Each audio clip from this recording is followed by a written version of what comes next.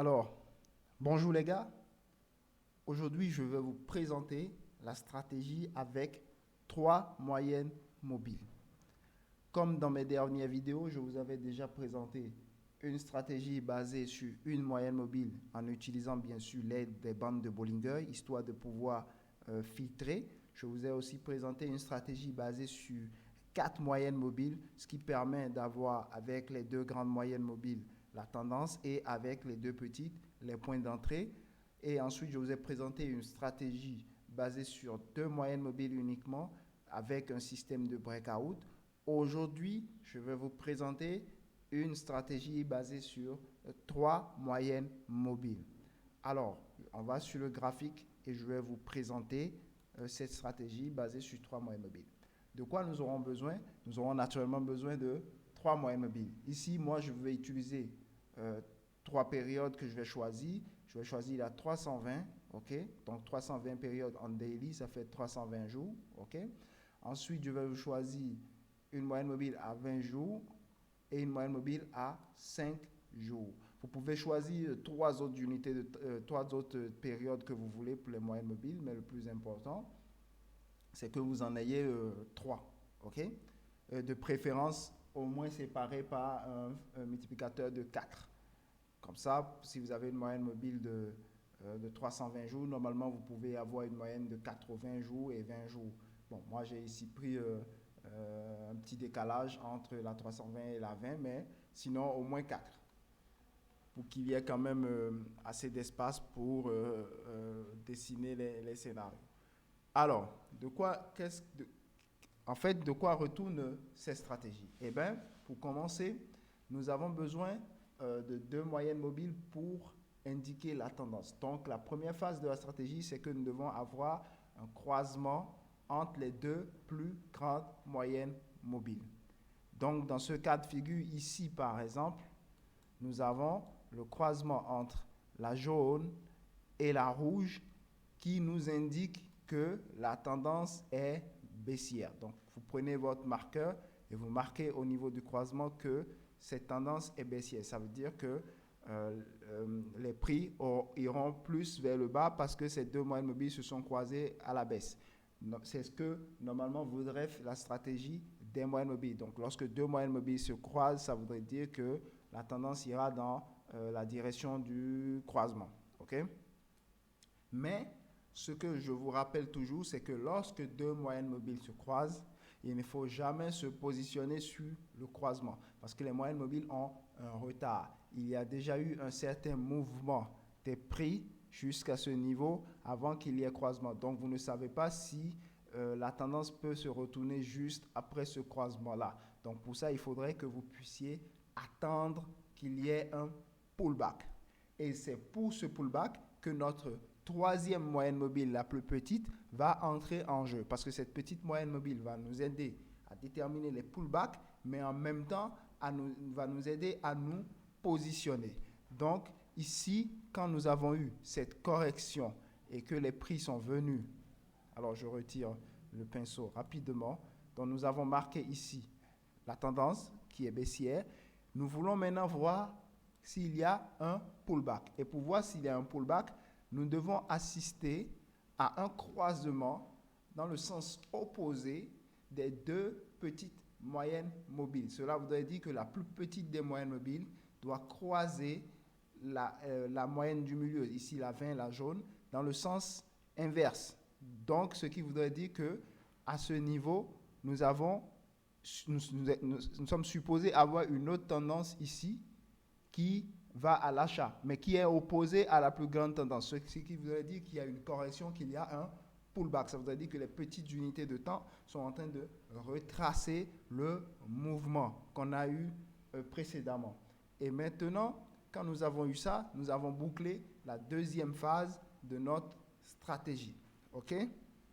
Donc, nous avons eu la deuxième phase. Maintenant que nous avons ce pullback que l'indicateur de la moyenne mobile de 5 périodes nous a permis de déterminer via son croisement avec l'autre moyenne mobile, ce que nous cherchons maintenant dans la phase 3 ou voire même la phase 4, c'est comment nous positionner.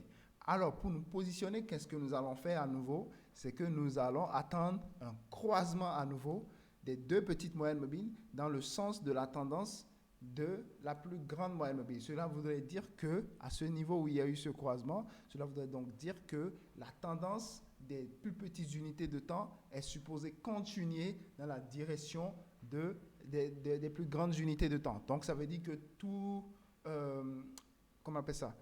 Tous les time frames inférieurs à celui de 320 sont en train de s'aligner avec 320 pour continuer la tendance. Mais nous savons toujours un truc, c'est que à un croisement, il ne faut jamais entrer.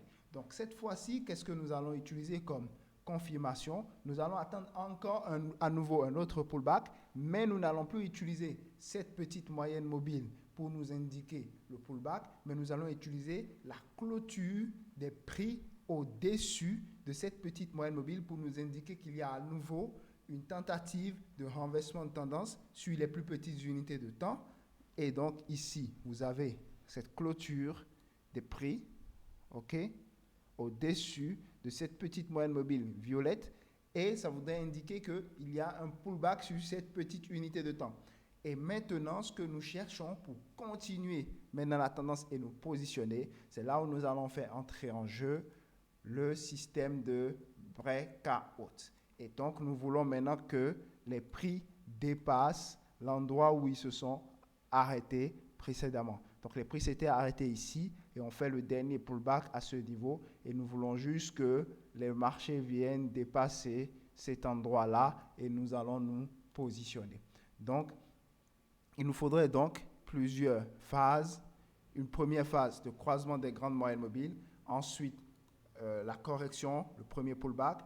Ensuite, un retour dans le sens de la tendance, le dernier pullback et le breakout. Et maintenant, quand nous entrons, nous allons mettre nos stop loss au-dessus de cette zone et nous allons viser dans un premier temps une fois notre risque. OK? Et maintenant, la seconde partie, vous allez faire le trailing stop avec tout ce que vous voulez. Vous pouvez faire le trailing stop avec les clôtures des prix en haut et en bas. Donc, c'est-à-dire à chaque fois que nous allons avoir ce genre de mouvement-là, OK? À chaque fois que nous allons avoir ce genre de mouvement-là, vous allez mettre votre stop loss ici, au-dessus, ainsi de suite, et faire le trailing stop, OK? Donc, vous allez faire le trailing stop jusqu'à ce niveau, comme vous voyez là. Donc, la fin est ici. Pour la deuxième partie de votre trade. La première partie de votre trade permet en fait de sortir la moitié. Pourquoi on sort la moitié? C'est juste au cas où, quand vous allez entrer, si le marché il se retourne et que, par exemple, vous avez réussi à faire une fois cette distance-là, au moins que le trade puisse être neutre. Vous voyez, donc vous aurez cette gagné cette petite moitié, mais vous aurez perdu derrière. Donc les deux parties vont s'annuler et le trade serait neutre. Parce que si vraiment vous avez réussi à avoir déjà un risque de 1 pour 1 et que vous perdez totalement ce trade après, ça va être beaucoup plus dommageable pour vous psychologiquement. Donc le mieux, c'est de pouvoir prendre une petite partie histoire de neutraliser l'autre partie. Donc, alors, je continue.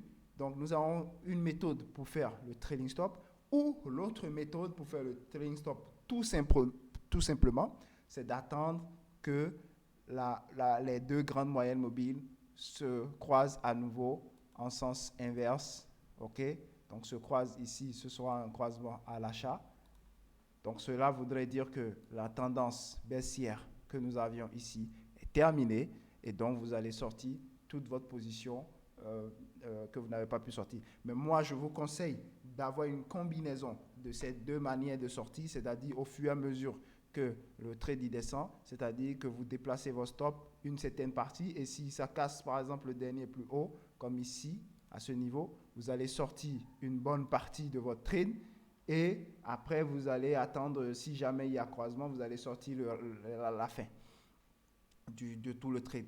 Parce que souvent, vous pouvez être éjecté et puis il va continuer encore un peu plus bas parce qu'il n'y aura pas de croisement de ces deux-là. Donc, soit vous faites une sorte de combinaison entre les deux, vous allez déplacer un peu petit à petit votre stop loss. Et lorsque vous allez être éjecté, il vous restera quand même peut-être un 20% de votre trade total ou 10%. Et ce 10%, vous allez essayer de voir s'il peut aller encore plus loin si les deux moyennes mobiles ne s'étaient pas croisées. OK? Donc, par exemple, dans ce cas de figure où on est ici sur l'euro-dollar en 2023, on a eu ce croisement que vous voyez là. Ça voudrait dire que la tendance est passée à l'achat. OK, donc il faudrait trouver des positions acheteuses. Nous avons maintenant la phase 2 de ce scénario qui est ici avec le pullback.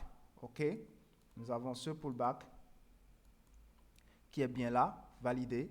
Ce que nous cherchons maintenant, c'est d'avoir un croisement à nouveau à l'achat. Et bien entendu, il faudrait que, naturellement, cette moyenne mobile, la jaune, c'est-à-dire reste au-dessus, qu'il n'y ait jamais de croisement en sens inverse. Sinon, ça voudrait que la tendance va changer. Donc, il faut que ça reste comme ça, que maintenant vous puissiez avoir le croisement à l'achat, ensuite une clôture des prix en dessous de la plus petite des moyennes mobiles et après le breakout. Donc, c'est ce que nous recherchons pour pouvoir nous positionner. C'est sur ça que ces stratégies à 3 moyennes mobiles se basent pour pouvoir vous donner des risk-reward assez intéressants. On va prendre encore rapidement un autre croisement pour pouvoir illustrer et après changer de charte pour illustrer encore un peu plus de quoi retournent ces stratégies à 3 moyennes mobiles. Moi, personnellement, je suis fan de la stratégie à 4 moyennes mobiles. Ensuite, je préfère cette stratégie à 3 moyennes mobiles et en dernier lieu, la stratégie à 2 moyennes mobiles. Pour moi, c'est mon ordre de stratégie à moyenne mobile. Donc ici, par exemple, vous avez à nouveau, on va reprendre le scénario, donc restez devant vos graphes et essayez de voir avec moi. Nous avons le croisement à l'achat, ok? Ça voudrait dire que la tendance de fond passe à l'achat. Nous voulons que les petites unités de temps se retournent. Donc, on a ici un croisement en sens inverse à la vente. OK? Ça voudrait dire que les petites unités de temps essayent de se retourner. Ensuite, nous voulons un réalignement des petites unités de temps sur les grandes. Donc là, nous avons un croisement à l'achat. Ça voudrait dire qu'il y a le réalignement qui est au début, mais nous n'allons pas nous positionner tout de suite. Nous allons attendre de voir si ça ne va pas se recroiser à nouveau et aller un peu plus bas. Et pour ça, il nous faudrait le breakout. Donc nous allons attendre d'abord la clôture des prix en dessous. Donc nous avons ici la clôture des prix en dessous de cette moyenne mobile. Et si vous avez du mal à visualiser la clôture des prix, il suffit de passer soit en graphique montagne, comme ça, avec les line charts, ou bien les line charts tout simplement. Donc il faut juste passer en line chart pour voir si les prix ont clôturé en dessous de la moyenne mobile. Et puis vous revenez ou vous regardez votre bougie et vous voyez s'il y a eu clôture. Et donc là, oui, c'est validé, on a la clôture. Et donc, ça voudrait dire pour nous qu'il y a un pullback parce qu'on n'a pas encore une autre moyenne mobile en dessous de celle-là pour pouvoir attendre à nouveau un croisement. Donc, on va utiliser juste les prix pour pouvoir déterminer s'il y a eu pullback ou pas. Et maintenant, nous allons chercher le breakout qui serait la cassure du dernier plus haut avec les mèches compris. Hein, le dernier plus haut avec les mèches compris du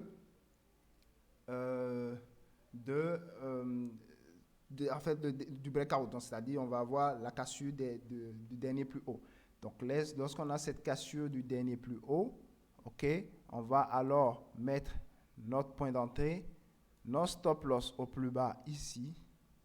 Nous allons viser une fois notre risque. Comme je vous ai dit, cette partie des une fois, c'est pour neutraliser au cas où le trade y va mal. Ensuite, nous allons faire le trading stop, dont je vous ai dit, il y a plusieurs manières de faire. Soit vous allez déplacer un peu, donc à chaque fois qu'il va casser le plus bas, vous allez fermer une partie, ok, et fermer totalement le reste de votre trade lorsque vous aurez le croisement en sens inverse qui va indiquer la fin de la tendance. Ici, par exemple, vous avez la fin de la tendance. Vous voyez? Donc, sur ce cas de figure-là, nous pouvons répéter encore une fois ici. Donc, nous avons, comme je vous ai dit, croisement, ok. Nous avons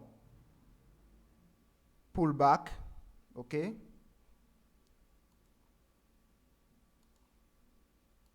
Nous avons alignement à nouveau dans le sens de la tendance, ok. Nous avons pullback ici avec la moyenne mobile, clôture au-dessus. Et nous avons breakout à ce niveau. OK? Nous allons viser une fois pour essayer de neutraliser au cas où. Donc vous avez vu, on a réussi à avoir une fois ici, et quand il y a eu une correction encore un peu plus profonde, normalement si on avait un stop loss assez serré, c'est qu'on va se faire éjecter, ok, donc on aurait juste neutralisé le trade, et ça nous permettrait en fait, c'est-à-dire si ça aurait pu s'inverser et continuer à haut, mais là vu qu'il a juste se neutralisé, on a encore la possibilité ici de se repositionner une nouvelle fois, donc en ayant le croisement, puisqu'on a déjà la phase de correction, donc on aura le croisement à nouveau ici, le pullback qui va venir. Je veux dire le pullback des prix, bien sûr. Donc, qui va venir ici avec la clôture au-dessus. OK?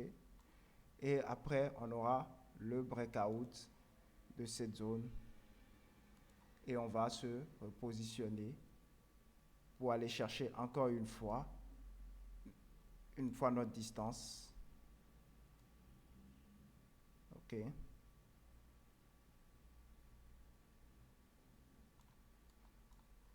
Donc, on l'a eu.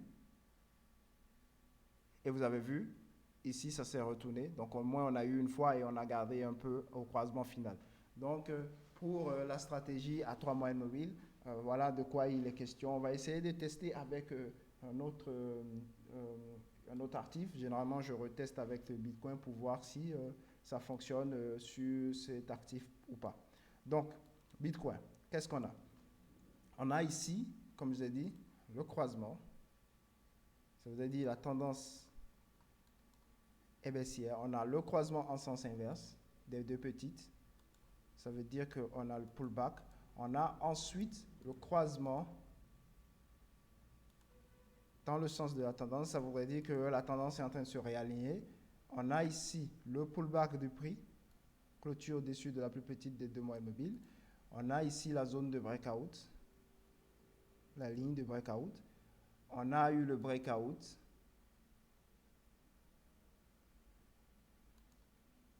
On a le stop loss ici. On a une fois notre distance pour le trade neutre. Pardon, je n'arrive pas. Bon, vous voyez ce que je veux dire.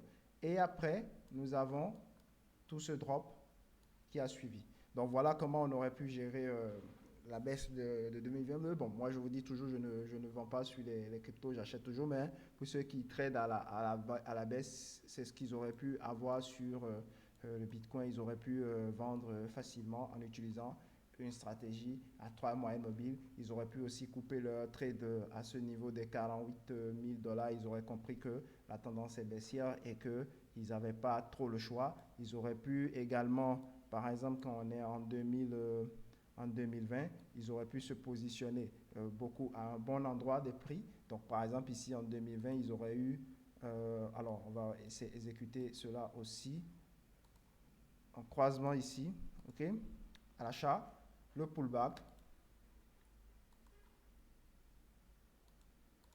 Ensuite, un croisement à nouveau à l'achat.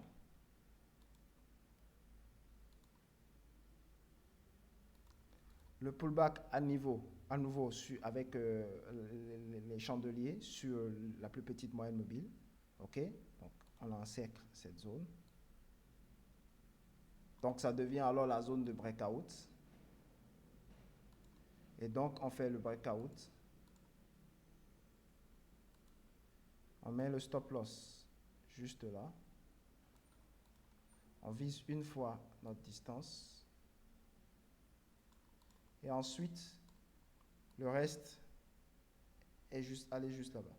Donc, voilà la stratégie des 3 moyennes mobiles avec le point d'entrée et tout. Donc, on aurait eu réalisé x51 une fois notre risque reward sur Bitcoin en 2020. Si, bien sûr, si on avait eu, on était sorti au sommet.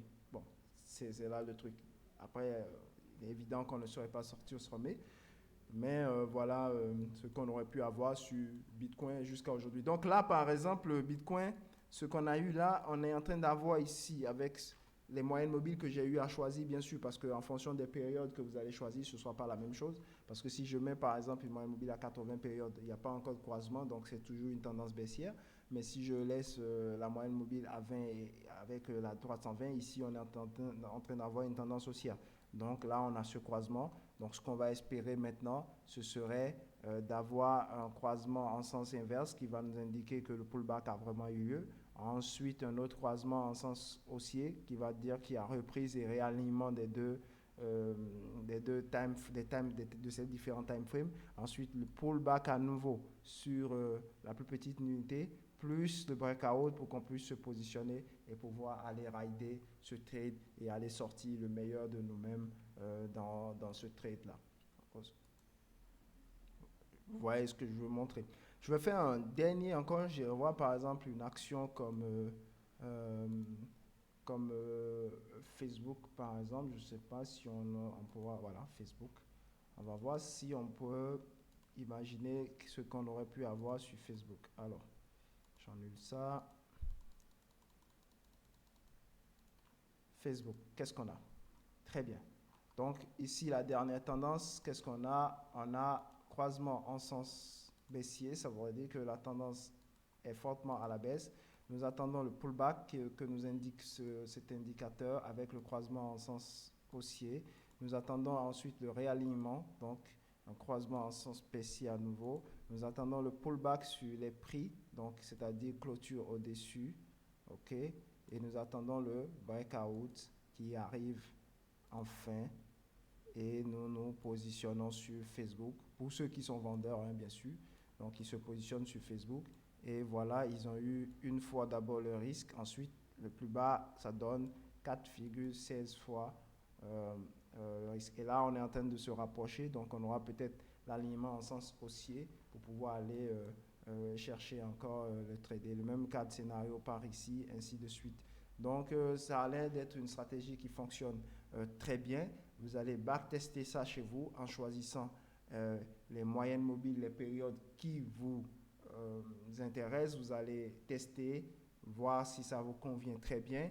Et en même temps, vous allez backtester les deux autres stratégies ou voir les trois autres stratégies de moyenne mobile proposées également. Et vous allez choisir la meilleure des stratégies qui vous convient afin de pouvoir profiter grandement du marché et réaliser beaucoup de plus-value. Sur ce, je vous remercie et je vous souhaite une bonne soirée. Bye bye. Ciao.